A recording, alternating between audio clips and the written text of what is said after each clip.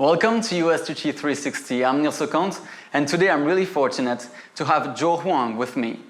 Joe was born in Taiwan and moved to the US when he was 13 years old. But in September 2010, he was to make a decision that would change the rest of his life. He decided to move back to Hualien, Taiwan, and become one of Master Cheng Yan's disciples. Welcome, Joe. Thank you for being with us today. I really appreciate it because we know your schedule is really tight. Thank you. My first question, how does a young Taiwanese American make a decision when you were successful here in the US, that important in your life? Actually, I found the meaning for my life. I think everybody from there going to school, whether it's junior high school, and college, everybody just following the set pattern that perhaps was set for them by their parents or their predecessors or other people or the society. But I think the most important part that we are all looking for is the meaning of our life. What is the meaning of our lives? And I believe I found that calling, and that lies in Tzu Chi. And that's why when I found out that's what I really want to do, when I found out that the whole point, this meaning of life is really lies in the service of other people and also the betterment and overcoming ourselves. When I found that was my goal, and I know that Tzu Chi is where I need to be to cultivate that. And so when you found that, I think the decision was easy to be made. So how is your new life now? How do you live together to every day with this new life, new spirit you have? I think in terms of body, I think we wake up at around 3:45 every day, and then we probably ended up going to bed around 10:30, 11. So yes, it could be tiring, but the most important thing is that every single second, every moment, you definitely cherish it. And because every moment is so precious, is so treasurable that you really have to work hard to race against time. So when Master Cheng Yan says we're running out of time, we have a very deep sense of understanding, and we know and we follow her, so that every single moment, from very early in the morning all the way to the moment that we we go to bed and we fall asleep, the moment that we're awake, every moment is what we cherish. And that's how I see our lives right now, is every minute we are cherishing and we're treasuring every moment of it. And when you travel, you must meet a lot of people who tells you, oh, I really appreciate and respect your choice, what you did, but I could never do it myself. So how can these people accept Master's teachings every day and do it on their daily life without making the same choice? I think the most important thing is I tell people that Tzu Chi is a direction, is a way of life, of living. However, the most important teaching is not for you to become another person, but rather is for you to find out who you are.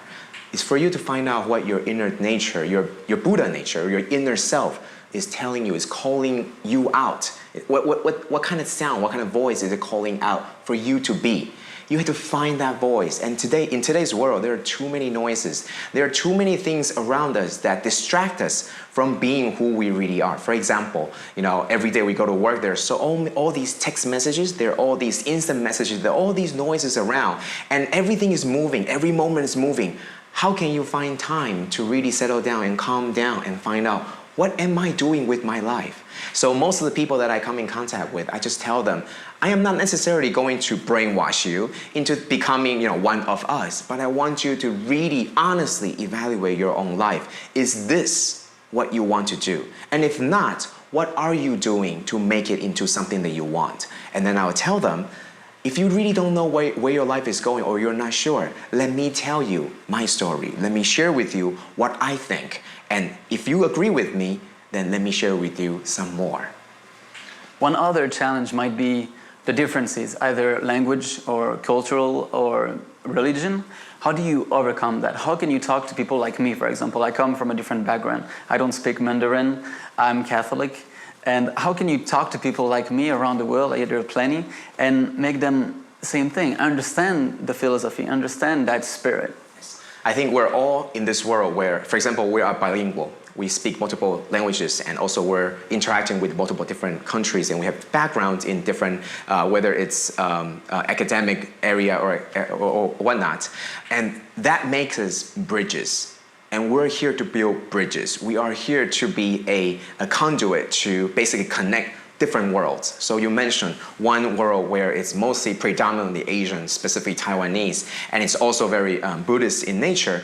How can we connect that world to the other world? Well, you need a bridge, and that's who we are because we are attuned to both of these cultures. So what I do, or I specifically personally do, is I would try my best to understand what I know more about the source of Tzu Chi, which is in Hualien in Taiwan, coming from Master Cheng Yen. How can I internalize that? How can I receive that and understand and try my best to understand and use words and use examples, use real life examples to bring these, the teachings and bring the ideals out so that you can understand, so other people can share and that we can be tuned to the same wavelength. The whole point is we're trying to find similarities rather than try to focus on the differences. We have been, this is what I call different life models.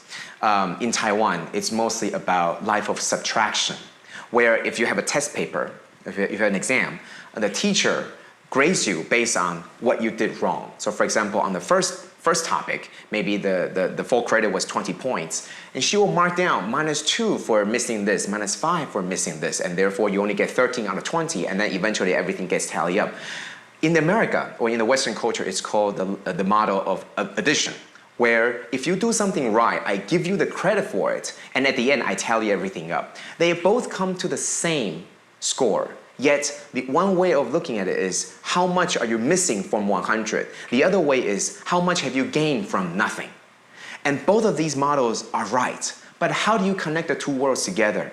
That's where the bridge came out, because we are exposed to both of these cultures. What can we do so that we can bring something of this culture and transform it to something that other people from the different part of the world can accept? Changing from a Chinese character into something that's an English alphabetical composition, yet the meaning is still lost. For example, in Chinese is Fa, and in English is Dharma.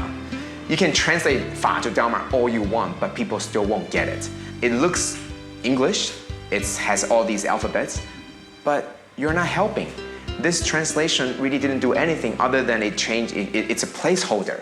And the thing that it's holding is still blank. And what we should do is, like I said, bridge the gap. Is to bring the ideal, is to bring the idea, the concepts, that rather than just words, rather than just alphabets, into other people's lives. Otherwise, it would just be, people would still be talking about Dharma as if they know, but they don't really know what it is. And I still see people asking questions, so what is Dharma? And honestly, it's the same in Chinese. You can say the word, the character, all you want, but do people really understand what it is? Do they really get it? Do they really grasp it? And I think that's something that we have to try hard. And I think with this program, it's definitely trying in that direction. You're just trying to do a English translated program, not just do a translated program in English, but you're trying to do it from a complete different perspective, one from English, from American perspective. And I think that's the most important thing is how do you find the similarities and then use the differences to your strength? And I think that's what we're ultimately doing. We are very focused and we're very determined. And I think something like USTC 360, this is exactly what we're doing, is trying to bridge that gap. So thank you very much. I think the staff here is doing a wonderful job to trying to do this as well. Like I said, I really appreciate and I really thank you for all your efforts. And it's really making a huge difference. After having told his parents that he was going back to Hualien, Taiwan for good in 2010, Joe Huang didn't come back to the United States for 3 years. And this time, besides visiting his family, Joe would be asked to share his life experience.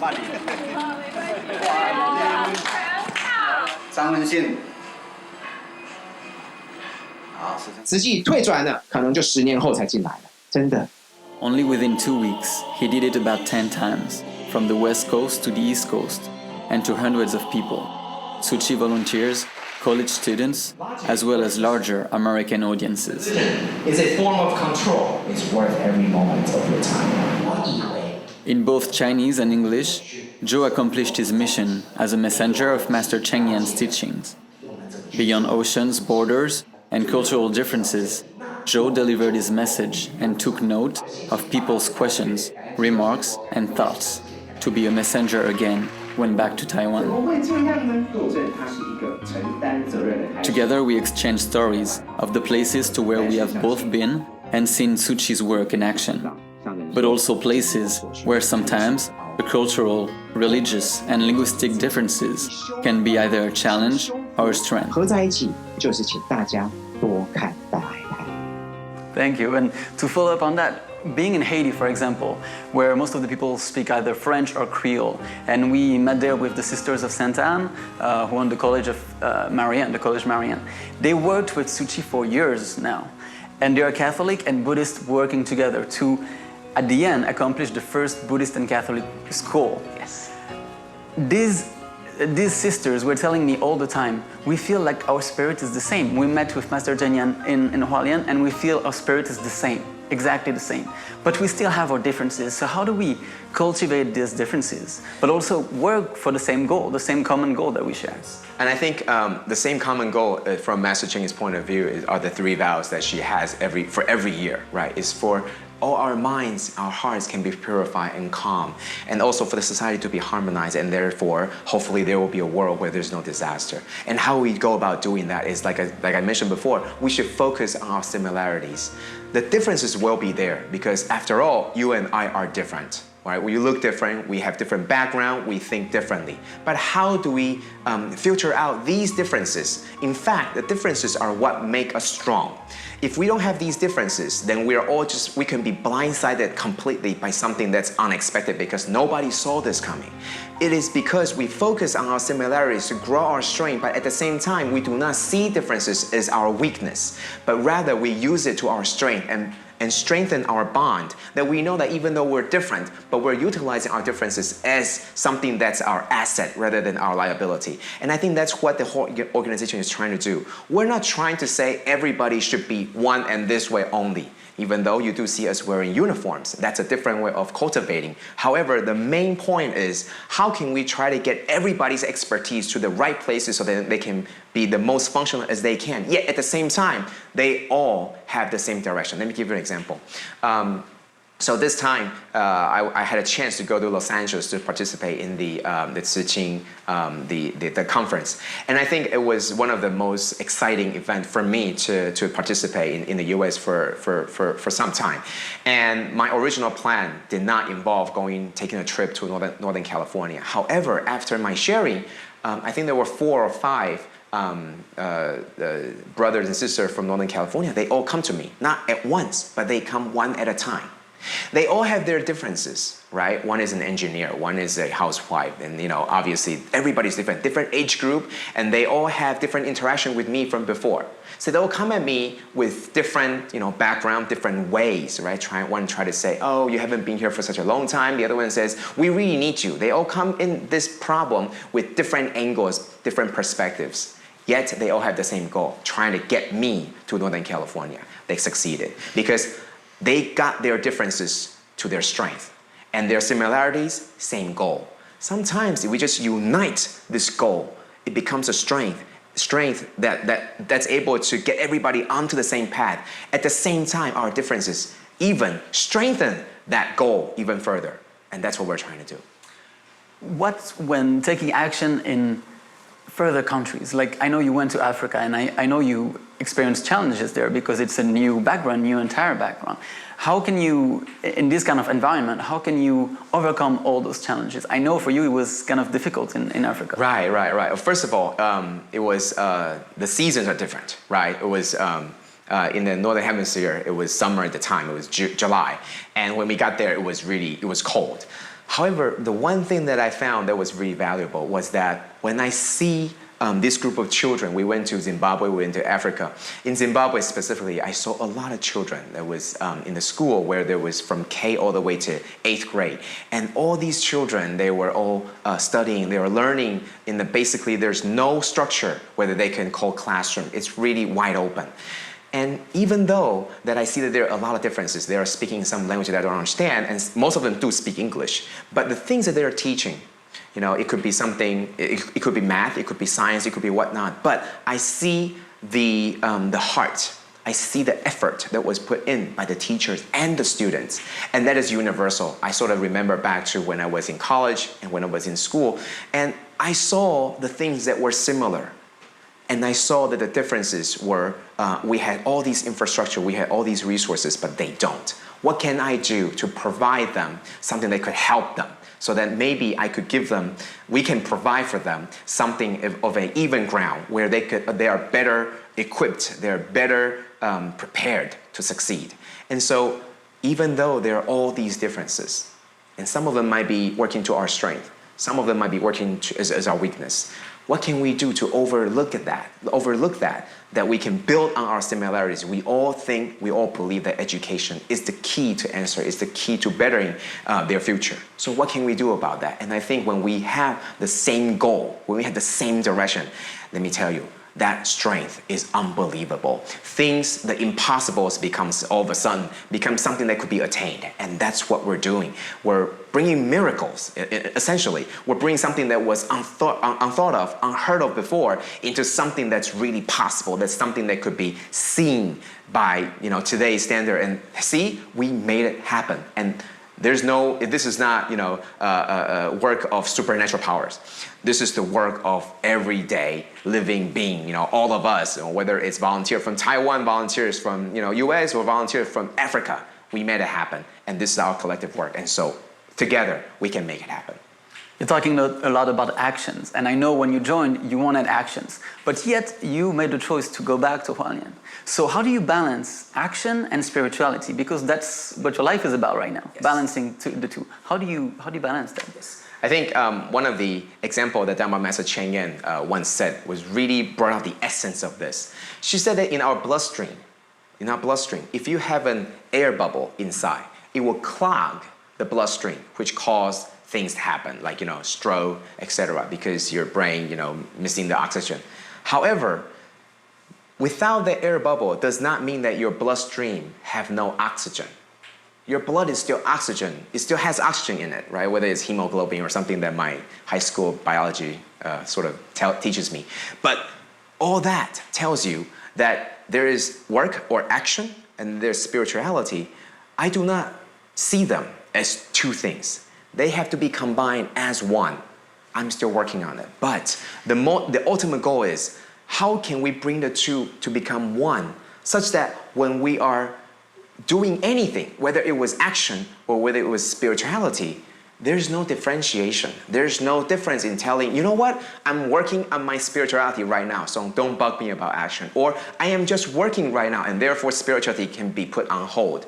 Everything has to be fused and merged into one, and that is a tough work, because it's almost like learning how to swim, and then you have to remember how to come up for air and while continue swimming. At first, it's going to be difficult. You're going to drink some water. You're going to take some water, accidentally. That's going to happen.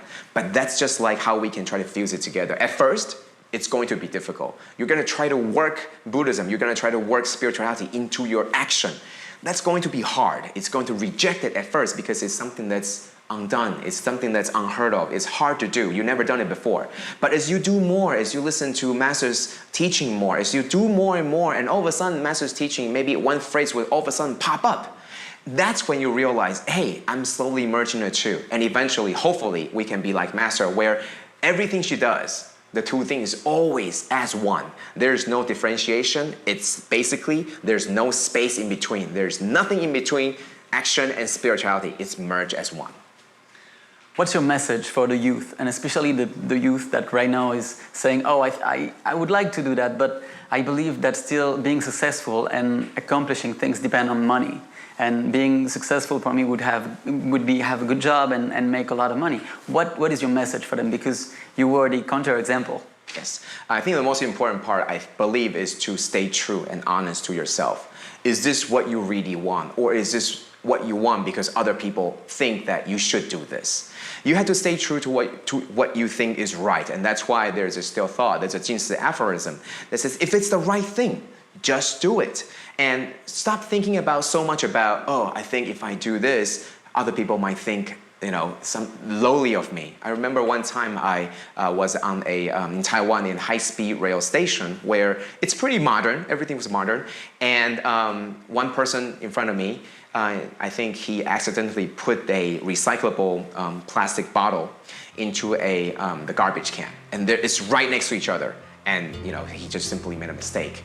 I was wearing my suit and tie at the time, and I walked by and I thought, that's wrong, that's not right. What should I do? I could continue walking, or I could stop. I could take out that plastic bottle and put it where it belongs. But I'm wearing a suit and tie. What should I do?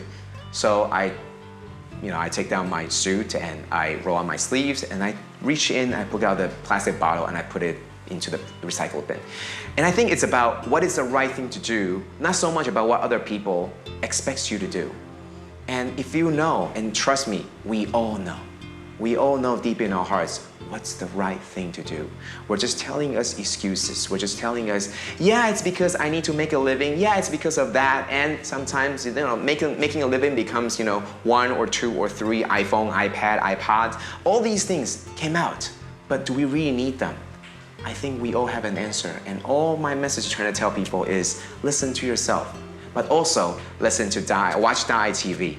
Because a lot of times we might be lost. Sometimes we do not have answers. And if we just take some time to calm ourselves in this everyday, very busy lifestyle, what can we do? What can we do every day to find some peace of mind, to be reconnected with our natural self? And I would recommend a life wisdom every day, 12 minutes a day. And if you really can't get enough of it, then there's more program to watch. But think deep, calmly think. 静思 means to be at ease and be at calm and think deeply. And I think Master wants us to really reflect, to think deeply about everything that's happening. But do not just stay there and just start to thinking about everything but taking no action. It has to be merged as one. So my message is, be honest to yourself. But at the same time, listen to your inner self as well as listen to Master's teaching allows us to gain more experience, more exposure to different things about what we should do, with our lives. So do you have any final thought that you would like to share? Yes, I would like to share that please do not see me as a person who is already there, because I am still on my way. But I think the most important part about listening to yourself, about finding, is that for me, I know where I'm going and I know how to get there, and I'm sure that I'm on this path. So that makes my life really worthwhile. Every minute of it, it makes it really joyous. It doesn't matter how tiring I am. I know I'm on my way to get to where I am, where I want to get to. I think that's the most important. And so the message is really for everybody is that, do you know where you want to get to? Do you know how to get there? And are you on it? And if you can do all these 3, then I think we'll all be very joyous, we'll all be very happy, they'll get this Dharma joy, and we'll have a lot less people who are depressed, and that's really how we can build up this harmonious society. Thank you so much for being with us today. It was a pleasure to have you. Thank you. And have a safe trip back to Hualien. Thank you so much for watching us today. We really hope that somehow today you also found your way, your path, and that helped you somehow. I'm Neil Secant, and I'll see you soon.